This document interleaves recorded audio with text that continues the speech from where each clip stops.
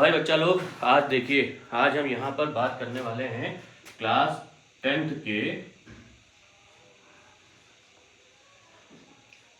अपना class 10th का जो हमारा बोर्ड एग्जामिनेशन है।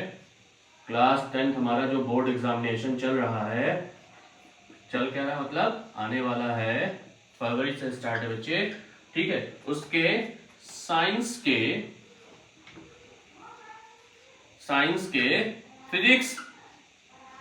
फिजिक्स के पोर्शन के बारे में।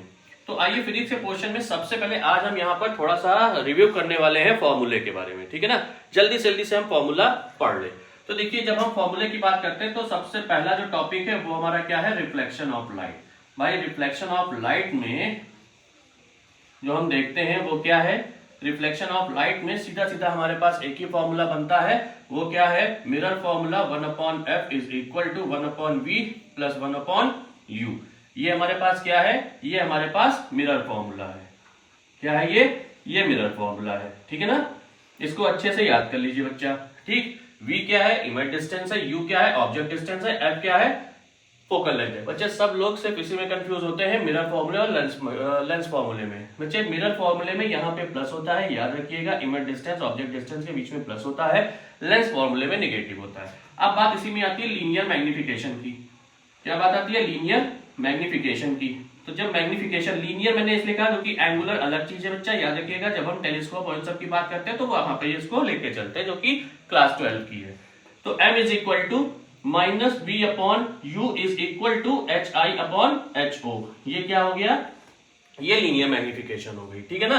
याद रखिएगा, ये हाइट ऑफ इमेज है, ये हाइट ऑफ ऑब्जेक्ट है। इसको अच्छे से प्रिपेयर कर लीजिए, फॉर्मूले लर्न कर लीजिए, ताकि आपको पता चल जाए न्यूमेरिकल में हमको कहां पे क्या चीज अप्लाई करनी है, किस तरीके से देखना है।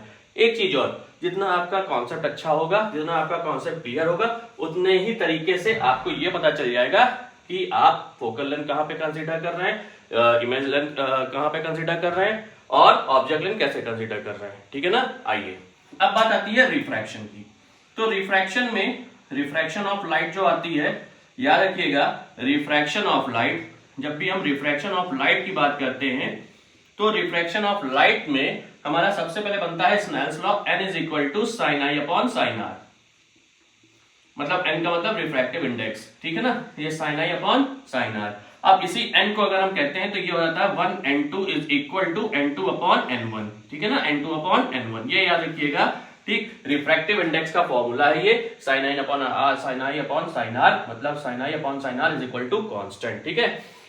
सब लोग, जितने भी लोग हैं, जितने भी बच्चे लोग हैं हमारे, वो सबसे ज्यादा कंफ्यूजन इसमें ये करते हैं कि n1 ऊपर होगा या n2 ऊपर होगा। बच्चा ये याद रखिए, रिफ्रैक्शन चूंकि फर्स्ट मीडियम से होता है, सेकंड मीडियम में रिफ्रैक्शन हो रहा होता है, तो जो हो रहा है उसको ऊपर, जिसके रिस्पेक्ट में होगा उस पे नीचे, ठीक है ना। आप समझ में आ गया। जैसे अगर हम कहें ANG, तो बेटा ANG का मतलब हो गया NG अपॉन NA, मतलब रिफ्रैक्टिव इंडेक्स आप ग्लास का निकाल रहे हैं किसके रिस्पेक्ट में, व्हाट, एयर के रिस्पेक्ट में। तो ग्लास ऊपर रहेगा, एयर नीचे रहेगी, ये याद रखिएगा, ठीक है ना।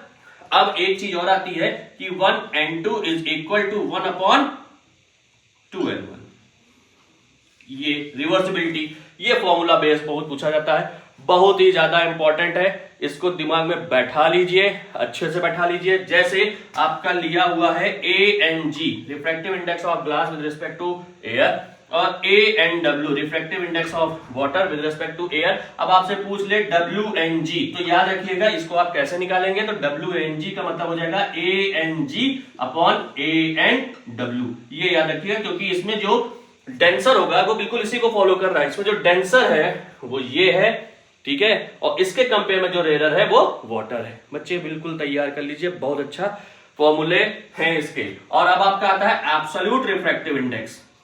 क्या आता है, एब्सोल्यूट रिफ्रैक्टिव इंडेक्स। तो बेटा जब एब्सोल्यूट रिफ्रैक्टिव इंडेक्स आ जाए तो एब्सोल्यूट रिफ्रैक्टिव इंडेक्स क्या होता है, n is equal to c by v होता है। n इज इक्वल टू क्या होता है, c बाई v होता है, ठीक है। अब आता है लेंस फॉर्मूला। क्या आ जाता है, लेंस फॉर्मूला। तो बेटा lens formula 1/f is equal to 1/v minus 1/u।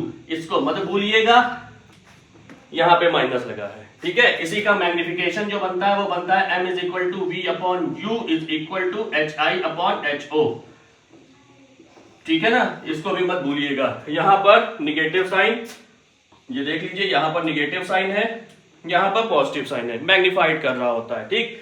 तो ये कुछ आपके फॉर्मूले बन गए किसके, ऑप्टिक्स के, मतलब लाइट के, ठीक है ना। ह्यूमन आई में भी, ह्यूमन आई में आपका सबसे ज्यादा यूज होने वाला जो न्यूमेरिकल का पार्ट है, जो फॉर्मूला है, वो ये है, क्योंकि उसमें ऑब्जेक्ट डिस्टेंस दी होगी, इमेज डिस्टेंस पूछेगा, फोकल लेंथ आपकी दी होगी, ठीक है ना।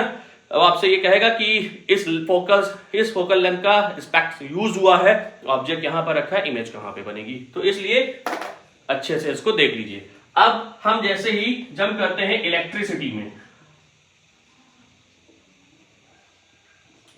इलेक्ट्रिसिटी में जैसे ही जंप करते हैं तो सबसे पहले एक फॉर्मूला आता है चार्ज का, Q is equal to NE। याद रखिएगा, जहां पर E क्या है, E का मतलब है 1.6 into 10 to the power minus 19 coulomb. ये सिंबॉलिक रिप्रेजेंटेशन होता है इलेक्ट्रॉन का, और एक इलेक्ट्रॉन पे जो चार्ज होता है वो इतना होता है, ठीक है ना। अब यहीं से electric current I is equal to आती है Q अपॉन T, ठीक। साथ ही साथ ये बन जाता है NE अपॉन T। बेटा याद रख लीजिए, इलेक्ट्रिक करंट की जो यूनिट होती है वो होती है एम्पियर, ठीक है ना, एम्पियर। बच्चे अगर आप कहीं भी न्यूमेरिकल में फॉर्मूला यूज कर रहे हैं और लास्ट में आपने यूनिट नहीं लिखी, आपके मार्क्स डिडक्ट हो सकते हैं। तो याद रखिएगा, मार्क्स डिडक्ट होने से बचना है, ठीक है ना, डिडक्शन नहीं कराना है, ठीक। तो ये पहला फॉर्मूला, ये आपका दूसरा फॉर्मूला, ठीक है ना। एम्पियर का मतलब होता है कूलम पर सेकेंड। एम्पियर का मतलब क्या होता है, कूलम पर सेकंड होता है। अब आइए, अब इन्हीं के बीच में एक आता है इलेक्ट्रिक पोटेंशियल।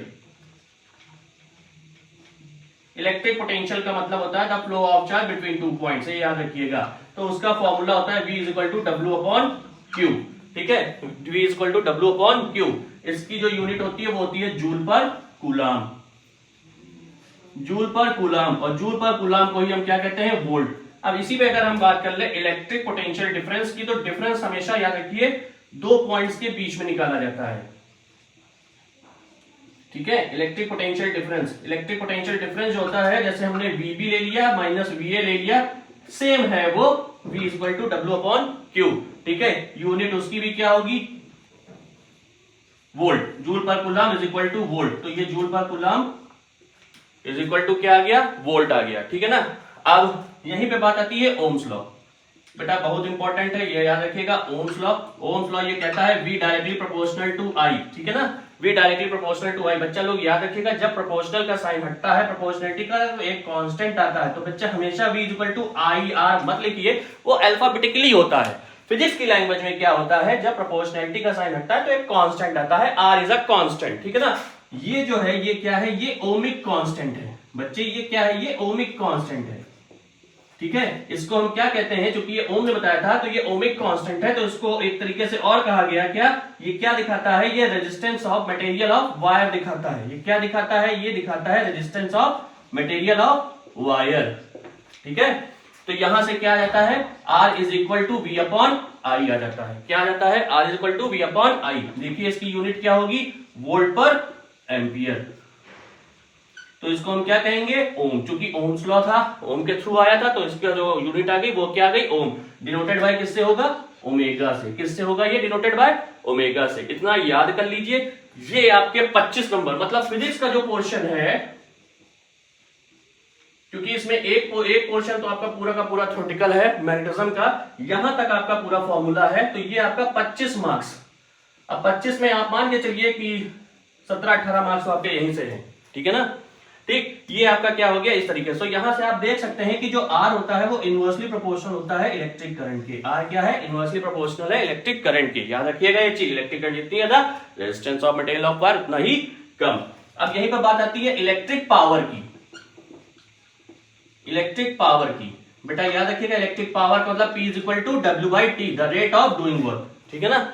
इसकी यूनिट जो होती है वो क्या होती है, W की होती है जूल और T की होती है सेकंड। तो ये क्या हो गया, वॉट। ये क्या हो गया, वॉट हो गया। अब इसी का एक फॉर्मूला बनता है P is equal to VI। अगर ओम्स लॉ को फॉलो करा दे तो P is equal to I square R, P is equal to V square upon R, ठीक है ना। ये इसके 3 फॉर्मूले और बन गए इलेक्ट्रिक पावर के, ठीक है। बच्चा लोग इतने फॉर्मूले के अगर आप काम कर लेते हैं तो बड़े आराम से आपके फिजिक्स का पोर्शन हो जाएगा और बहुत ईजी है। ठीक है, बस थोड़ा सा ये याद रखिएगा, प्रैक्टिकल बेस्ड नॉलेज जरूरी है। ठीक है, लेकिन फॉर्मूले याद करते चलिए। ठीक है, इन सारे फॉर्मूलों को अच्छे से याद कर लीजिए, बहुत इंपॉर्टेंट है। मैं बार बार कह रहा हूँ बहुत इंपॉर्टेंट है। जब फॉर्मूले याद होंगे आपका दिमाग चलेगा कि मुझे कहाँ से कौन सी चीज अप्लाई करनी है, कहाँ पे अप्लाई करनी है, ऑटोमेटिकली चीजें होती जाएंगी। ठीक है।